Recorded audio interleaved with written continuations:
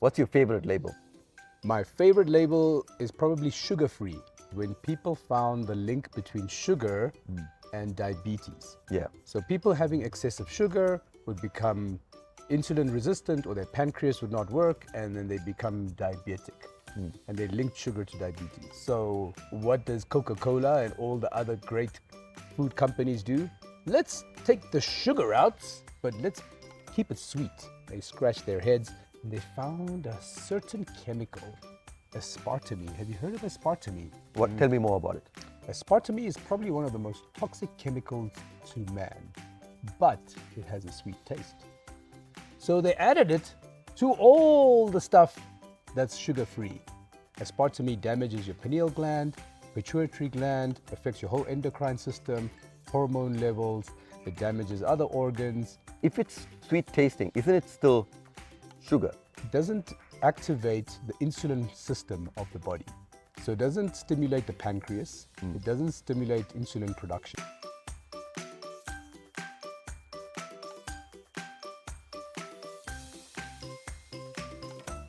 Are you a millennial? Are you Gen X? Yeah, I don't know what is that? Gen Alpha? Baby boomer. Baby boomer, that's another one. Oh yes, the ones that's getting blamed for everything right now, the baby boomers. Yeah. These are labels. These are specific categories that we create in order to help people understand. Reason why we categorize things, reason why we label things, is so that if I identify it, and if I tell you what it is, you'll know what I'm talking about. Like if I tell you that this is a green table, you know what a table looks like and you know what green looks like. Correct. And that's what labels are supposed to do. Unfortunately, we take it too far, because labels are not just being used to identify, but it's actually being used to mislead and coerce you. That's the right word. It's to coerce you into thinking it's something, but it's actually not. Like green technology. Green tech, exactly. Green energy. What? They even label it green. They make it, the logo's green. They use lots of green. Say, we are a green company. When in fact, they carry on doing the same thing. You know, at the end of the day, it's all about PR and marketing, and it's all about presenting it to you as if it is something, because it's safer. That's what people expect, and they're taking advantage of you in that sense. Like for example, if you really want to eat vegan food, or you're vegetarian and you want ethically sourced food, you want coffee that is ground in a certain way, because again, ethically sourced. Have you heard that term? Yeah, I've heard all the terms and they just confuse me.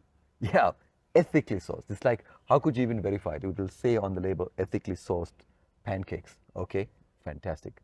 What does that even mean? And that's why we're here today, is that there's just so much of labels, and it's actually irritating, because it's getting to a point where labels are actually not being used to label, but to mislead and misrepresent the things that we expect in the world. So let's begin. What's your favorite label? My favorite label is probably sugar-free. Sugar-free. You know Yeah. what? I don't know what that is even. Sugar-free. Okay, so it obviously all started when people found the link between sugar and diabetes. Yeah. So people having excessive sugar would become insulin resistant, or their pancreas would not work, and then they become diabetic. And they linked sugar to diabetes. So this whole craze came onto the world where people did not want to have sugar. But people still like the taste of sweet things. So you don't want the sugar, but you want the sweet taste. So what does Coca-Cola and all the other great food companies do? They say, well, let's take the sugar out, but let's keep it sweet. How do we do that? They scratched their heads and they found a certain chemical, aspartame. Have you heard of aspartame? I hear it all the time. What? Tell me more about it. Aspartame is probably one of the most toxic chemicals to man, but it has a sweet taste. So they added it to all the stuff that's sugar-free. Aspartame damages your pineal gland, pituitary gland, affects your whole endocrine system, hormone levels, it damages other organs. It's totally toxic. But they're all the products that are sugar-free, that are sweet, have aspartame in it. So well done, Mr. Diabetic. You're not going to get more diabetes because you cut out the sugar, but you are going to mess up your pineal gland and you're going to mess up all your hormone levels and you're going to get more sick from that. So good job. How was this approved? Why do we have it? And if it's sweet tasting, isn't it still sugar? No, because it doesn't activate the insulin system of the body. So it doesn't stimulate the pancreas. It doesn't stimulate insulin production or insulin regulation, etc. So from a diabetic point of view, that insulin system is not affected by you taking aspartame.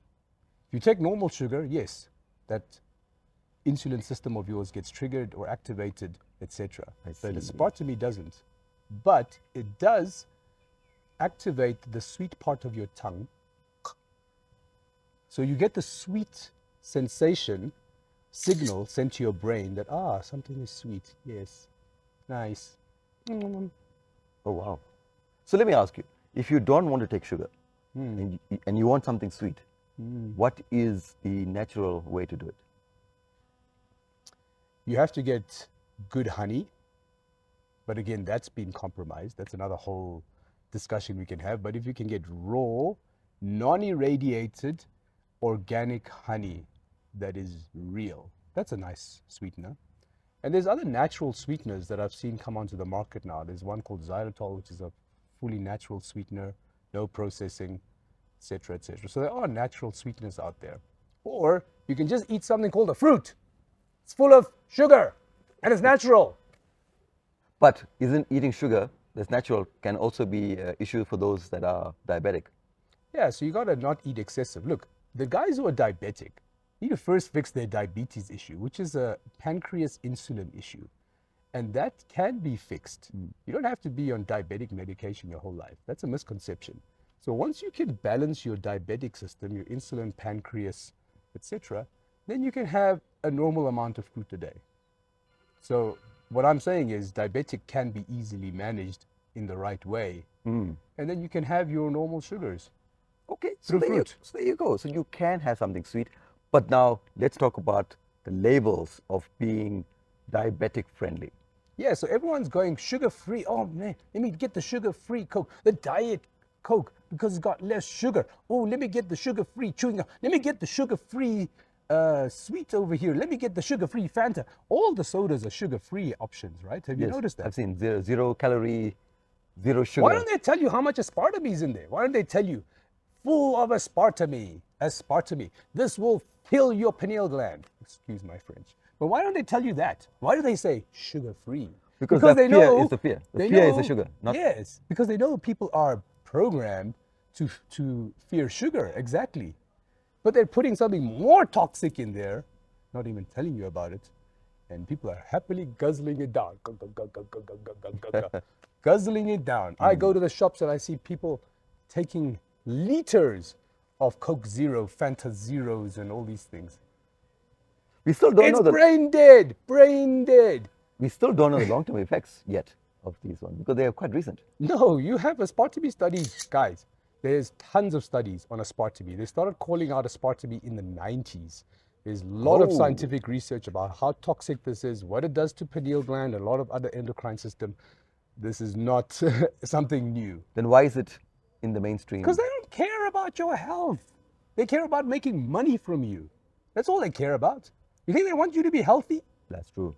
That's true. They don't want us to be healthy. They don't care about your health. They care about money. Yeah. They know that you, as the normal zombie state human, you want to eat sweet shit. You want to eat rubbish because they've programmed you to like that. Now, if you hear that sugar's bad, they don't want you to stop spending money.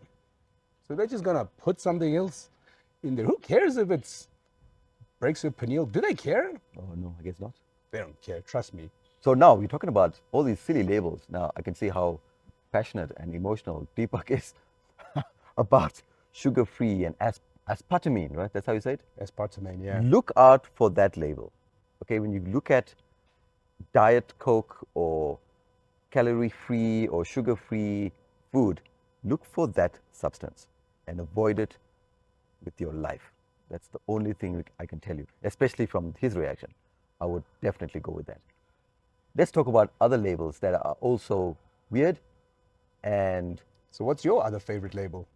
my favorite label is all natural. All natural. Yeah, I love that. What does that mean? All natural. It's so Because vague. so vague, because how anything that you, I don't know, cut open in a field and then you package it into a tin and fill it up with whatever, it's still all natural, right? But then what happened during all that packaging and process? What happened to that food? We don't know. How many pesticides have been put into it? What type of fertilizer was used? What is the quality of the soil? Yeah. What other stuff has gone into it even before they picked that thing? At the end of the day, the issue has been about money. Food equals money. Food is control.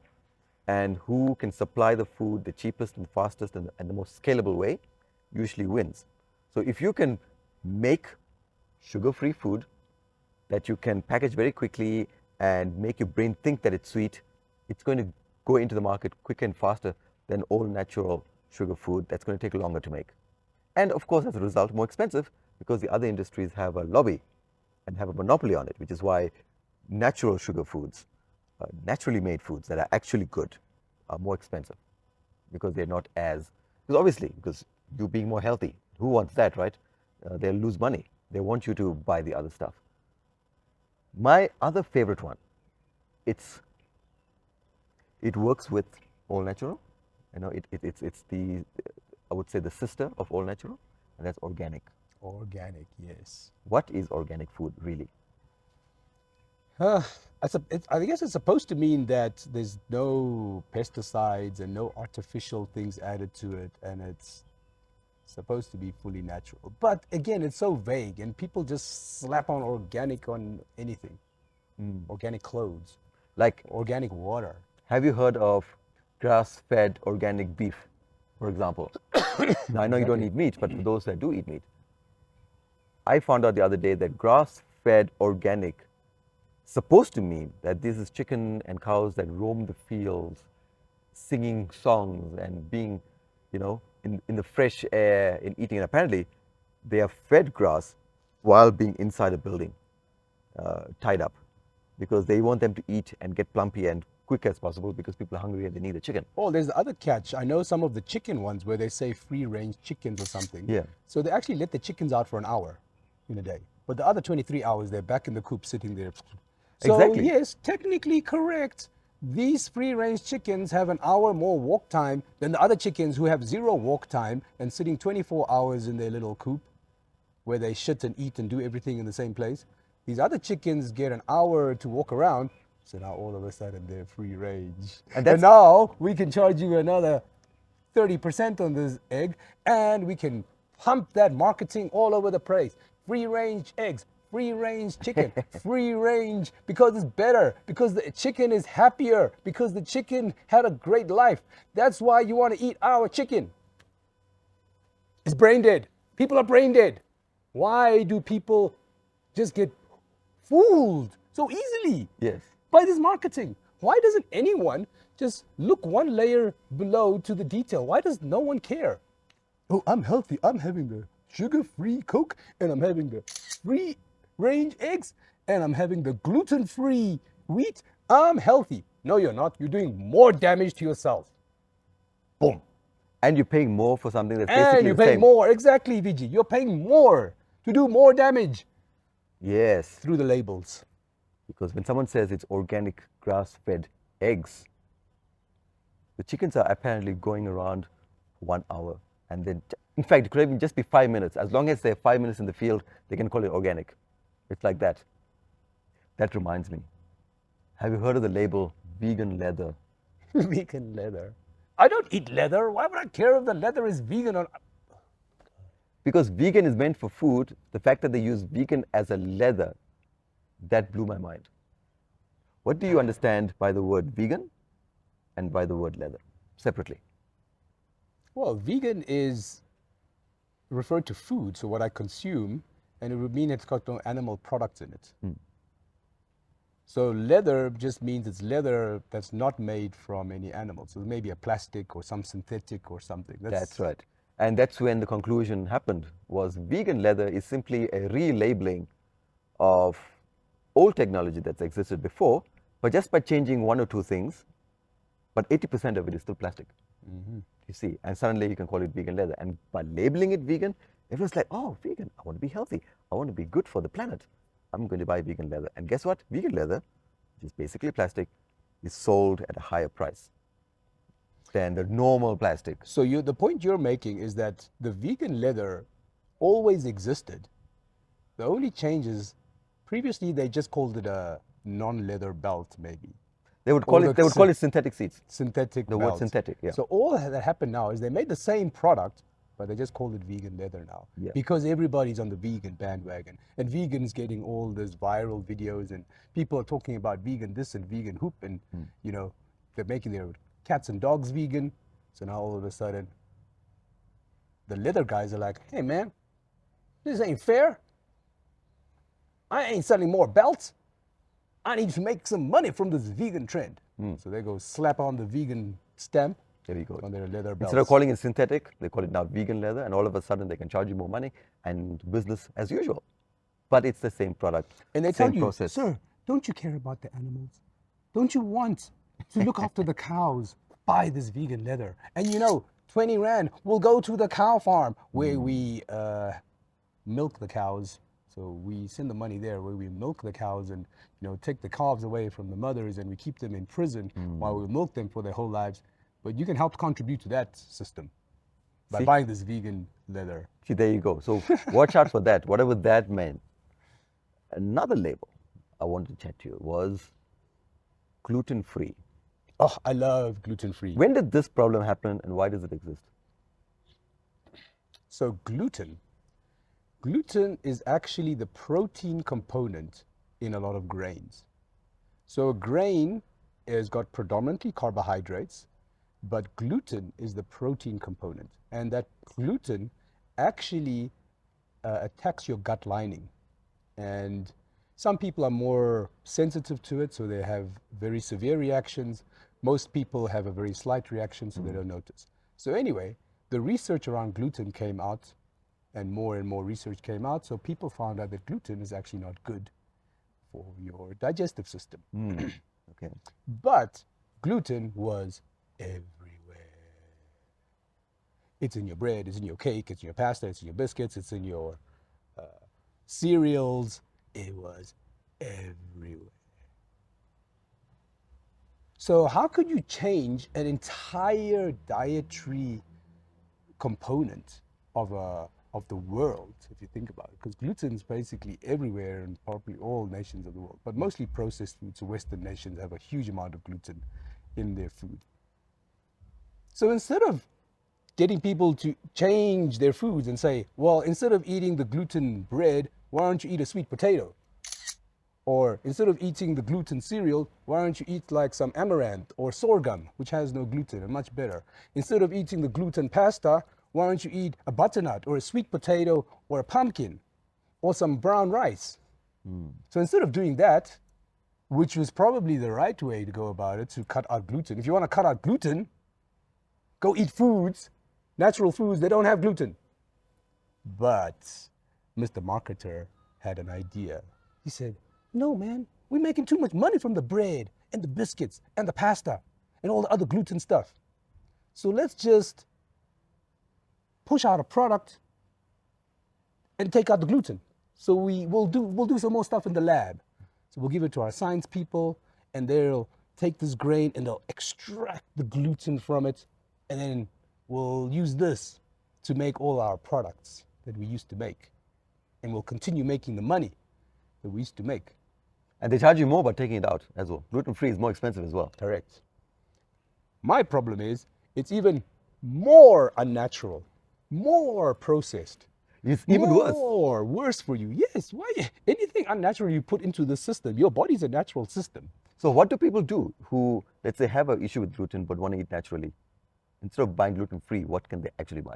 You need to actually think about eating foods, natural foods that have no gluten, or gentle gluten. They are like healthier types of gluten, like very low gluten. So for example, bread, if you still want to eat bread, I found in my system, over years of testing on myself, sourdough bread has gluten, but it's very gentle for me. So when I eat it, my system feels good. When I eat any of those breads that you buy from the supermarket, I'm not going to label them, but you know all the brands, and I eat one slice of that, I can feel it here already. My stomach's like having a huge war. So I know I found a good gluten alternative for bread, which is sourdough, and good sourdough. Checker stuff gives me runny tummy, but the nicer stuff from Jackson's, Fresh Earth, the other really authentic guys, it feels good on my system. Then I eat carbs, natural carbs that have no gluten. Sweet potato, butternut, pumpkin, and a whole variety of rice. Yes, I know rice has a high carb content, so it's more sugar, but got no gluten in it. So it's changing your diet a little bit and finding good alternatives for gluten that work with your system. That's interesting. So rice is gluten-free, Yeah, but I usually avoid rice because of the excess carbs. Correct. But eating in the right proportion correct. has huge benefits. Me personally, one of the things that I had issues with is look for things that was dairy-free. Oh, dairy. Another one, lactose-free. Lactose-free, dairy-free. My goodness. I think I've had battled with it so much, I decided just to cut milk completely. Yes. And let me just not bother with this, because even the things that were dairy-free or lactose-free still had issues. Correct. So whatever they were doing wasn't helping. Of course. It's more processing. So I also cut out milk about 2-3 years ago because they propaganda you. You need the calcium for your strong bones and muscles. You need the calcium, which is in the milk. Before we go on to that, are you a cow? No. Why would you drink cow's milk? I actually don't know why or why that Name happened. me one species on this planet that drinks milk from another species. Name me one species, okay, obviously the humans, but we've identified that humans have zero thinking ability because they eat sugar-free poison, they eat gluten-free poison, they eat all natural, they eat organic poison, they have no idea about what's going on, and they get bamboozled by labels. So, besides the human, is there any species on this planet that drinks milk from another species? I may have to ask them, but I don't think they do. There isn't. You don't get the tiger going to the cow to buy, hey man, I need to get some milk because I need some calcium for my bones. You're right? Does that happen? No. We are the only buffoons who got tricked to thinking I need to drink milk from another animal. I don't know. People have all gone mad. Maybe I'm the mad one, but it just, use your head, common sense. I wonder who the first guy was who thought, hey, let's squeeze this out of an animal called a cow and drink it. I wonder who the first guy was. He must have been an adventurer of some kind. Maybe he was an all-natural, gluten-free kind of guy who realized, hey, you know what we can do? Drink the milk from this animal. The cow's milk is meant for the cow. Yes. The cow's milk is actually blood and pus and a whole bunch of things that's formed in the cow's body that comes out in the form of a white substance which is made for the baby cow, the calf. If you are a female woman and you have a child, your body will do the same thing to make a white substance that you squeeze into your baby's mouth, and that's called human milk, which is made for a human because it comes from a human mother. But now you're drinking milk from a cow? Oh my God. I think we have to find alternatives because I think this specific substance, especially for me, has caused, and apparently quite a significant population of the planet is sensitive to it because we didn't evolve to drink it naturally, which is why there are still issues. Do you have 4 stomachs like a cow? Do you know a cow has 4 stomachs? Oh yeah? 4 different compartments of stomachs for different digestion things take place. The cow's milk can function and work through that 4 stomach system because it is made by the mother cow who has the exact same system and made for the baby cow. So, You do not have 4 stomachs. No. You do not have the digestive enzymes to break down the cow's milk. You do not have the right acid balance, hydrochloric acid, bacteria balance. You do not have any of the facilities to break down cow's milk. so So why are you drinking cow's milk? I'm talking to the general public. Obviously, VG has stopped drinking cow's milk. But people drink liters of the stuff, liters and liters of the stuff on a weekly basis. And then they're confused. Oh, I don't know why I have like skin rash. Oh, I don't know why I'm always fog head. Oh, I don't know why my tummy's always got problems. Boom. It's putting shit in your system that is not made for your system. It's gonna break your system. do we even need milk in our diet? Like milk, unfortunately, the problem is there's so much of foods made with milk products. Of course. Or as often called dairy products. What now? Because all of that stuff is delicious. What do I do now? See, that's the propaganda. See, they hit you from the day you were born. From the day you were born, they start giving you yogurts and ice creams and dairy sweets, and they made it part of your lifestyle. They made sugar part of your lifestyle from the day you were born. They made gluten part of your lifestyle. All these poisons that actually don't do much benefit for you, much worse than the natural, but they've propaganded you from birth that the tentacles of these poisons go so deep that you now, if I'm telling you they're poison, you're like, oh, I still want it. Oh, how can I get another alternative for it? Oh, I need something that tastes sweet. Okay, here's some poison. Oh yeah, thank you. Oh yes. Oh, sweet tasting poison. Oh, I love it. This is what the world has become, right? Yeah. So what now? The problem is the alternatives. Just eat whole foods. Just eat natural whole foods. I think that's the issue that people are having, is that the good stuff is not as accessible and it's much more expensive. No, that's also a fallacy, because you are going to buy the processed crap that's alternative. Don't go buy the gluten-free bread. That's more expensive. Go buy a sweet potato. That's cheaper. Or go buy some nice, natural, authentic, organic, rolled oats. That's cheaper. Don't go buy the plant-based burger patty from Woolies, or there's the Beyond Burger patties. Those are like 100 Rand for a patty. Or you can buy those burger patties from Beans or something. Those are so expensive. You know what I found? I found tofu, 3 Rand a block. Tofu. Tofu is so great as a protein substitute. I don't need to go buy the expensive plant-based stuff from Woolies. That's another fallacy. That's another trick that they've like propaganded into your brain to make you think, oh, being healthy is more expensive. Oh, I can't afford to be healthy. Okay, let me just eat the junk. But here's the interesting thing. The meats that you're just talking about, the Beyond and the Impossible Burgers and everything, they were designed in such a way for meat eaters to transition to vegetarian burgers, because they're structured in such a way to taste like meat. Correct. Correct. What's wrong with people? Why do you need to eat a plant to taste like, eat a plant that tastes like a plant? Oh guys, yeah, don't eat meat, cut out red meat. Here, buy my Beyond Burger, which I made in a lab, which I synthetically made to taste like meat using all these different ingredients, and now it costs you more than meat, right? A Beyond Burger, per kilogram, I think is more than a normal beef burger. More expensive than a expensive beef burger, not just a standard beef burger. Yeah.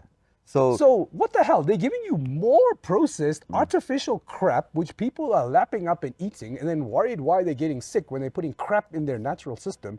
Don't eat the freaking Beyond Burger. Fine, eat it for taste. Don't fool yourself that you're eating it as a protein substitute. Get a protein substitute that's natural. Get lentils. Get beans. Dude, a big packet of lentils costs you like $20, right? If you buy them raw and dry. You need to soak it, you need to boil it. $20, brew for a whole week.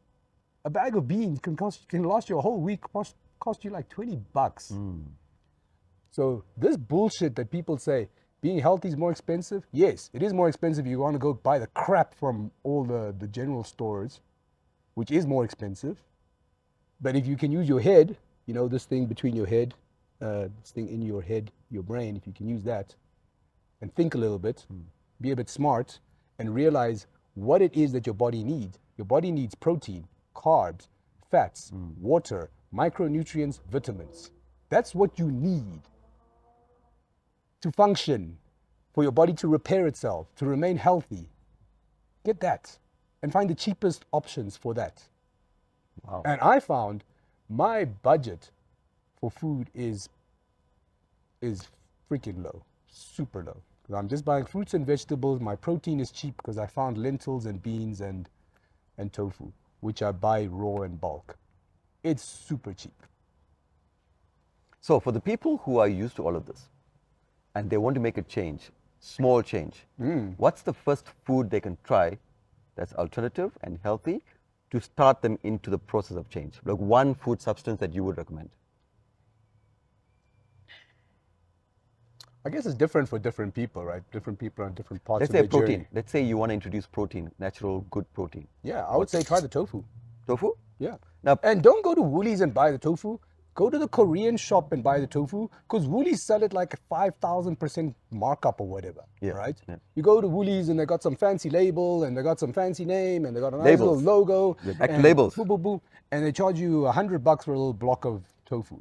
I go to the Korean shop and I buy the same block for $3, 3 rand, and it's natural. The guys are doing a decent job. So I would say go find a good place you can buy tofu. You don't have to buy the expensive shit.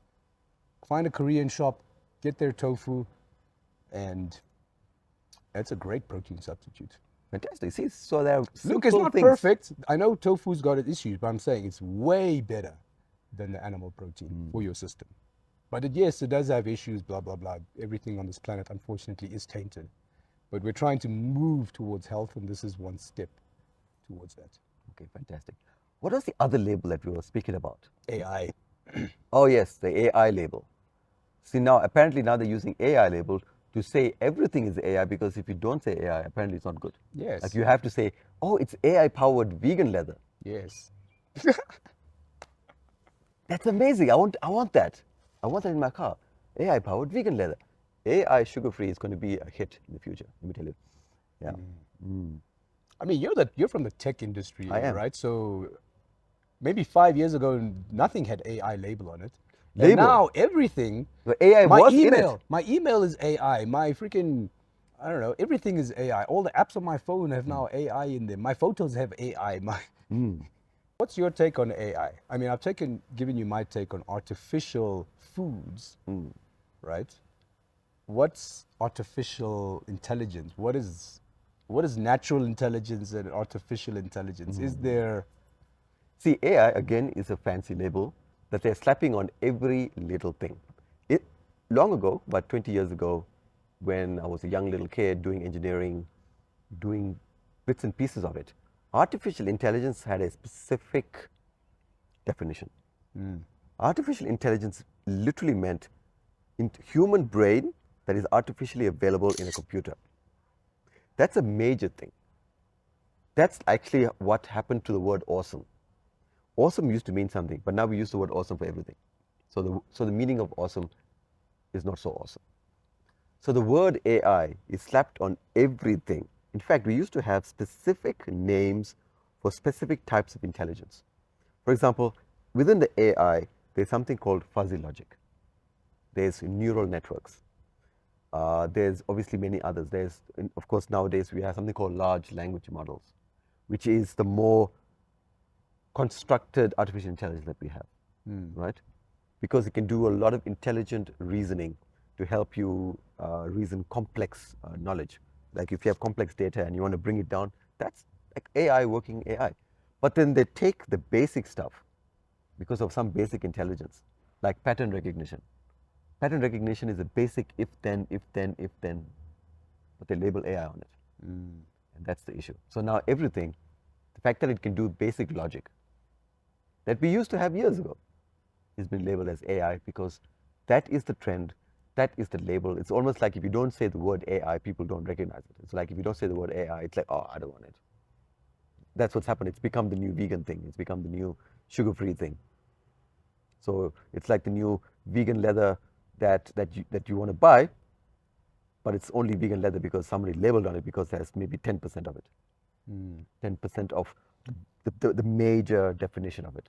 And that's the problem. Oh, I see. So you're saying a lot of artificial intelligence products out there only have a little bit of artificial intelligence. Yes. Like maybe just a few percentage Yeah. of what is capable. Yeah. But they don't want to do the full capability, so they'll just put a little bit in, or maybe it was there already before, but now they just say, hey, my thing's AI now, guys. Yes, that's it. Here's another, I'm going to charge you another $100 a year because it's AI. Imagine if I take you and I decided to clone you. Okay. Okay? I cloned the perfect version of you. But then I only take the arms. I just take your arms. I clone it and I cut the arms. Okay. And I give the arms someone, this is Deepak. Now you look at it and go, this is just arms. Yeah, but that's Deepak. Yeah. That's So what, you're selling a product and you're saying, hey, this product has Deepak in it as well. And you're like, but it's just the arms. yes. And Where's the that's- rest of him? You're like, hey, man, it's Deepak. But It's it's still there. Deepak. It's his there. arms. It's Therefore, still- it's not Deepak anymore. Deepak's brain, body, and everything is personality is gone. It's just the arms, and that's essentially what AI is like. It's like you can take a piece of it, and because it's got a 0.5% logic reasoning of what AI can do, let's label it as AI. Yes. So yeah. So what do you think? What do you think of the future of AI-powered vegan leather? Oh, gosh. Vegan leather, I'm not interested in, and AI, something I don't understand, so I'm not really embracing it too eagerly yet. So I've learned through my journey of sugar-free, gluten-free, plant-based proteins, I've learned that I am anti-labels. Don't give me the label. If you tell me something is gluten-free, I'm going to run away from it. If you're telling me something sugar-free, I'm running. Do not give me one drop of that sugar-free shit. If anything's got this label on it, I am not interested. And that's my view. There is something I completely forgot that we didn't add. What, alternate labels? Yes, it's GMO free. I actually thought that's one of the craziest labels out there because do you know every banana that we eat is GMO? Yeah, probably. Because the original banana was this big. It was the size of your finger and it was a lot of seeds in it. So the actual banana that you can get out of it is only 10% of it. So what they did was they crossbred with it and they did a whole bunch of stuff to make the banana bigger and produce more fruit and less seeds, which is what the bananas we have today. So eating GMO-free bananas is a fallacy because we've genetically modified basically everything. The tomatoes that we have today, the fruits we have today, the meats, the grains have all been crossbred and changed and things like that. That is technically, by the definition, genetically modified. But what GMO nowadays, the label that's going on, is how companies are abusing their position by making trees and fruits and vegetables seedless. And then they patent the seeds. So that once you grow it and use it, you have to go to the company to buy more seeds. And there was a case in the United States where people were growing it and saving the seeds for later. They were getting slapped with fines. The seeds belong to us. They weren't allowed to keep their seeds. And that's where the issue was. That's the only area that I know of where GMO as a label has caused issues commercially because of ownership of food. But otherwise, GMO-free means nothing. That's why we don't see it so much. 10 years ago, it was everywhere. Nowadays, I think people are sort of getting on and realizing those labels didn't mean much. So we don't see GMO-free much anymore. But we are definitely seeing everything else, for sure. The gluten-frees, the sugar-free, the lactose-free. Lactose-free. Oh, it gets crazy. What other labels do you know of that's really winds up your gears?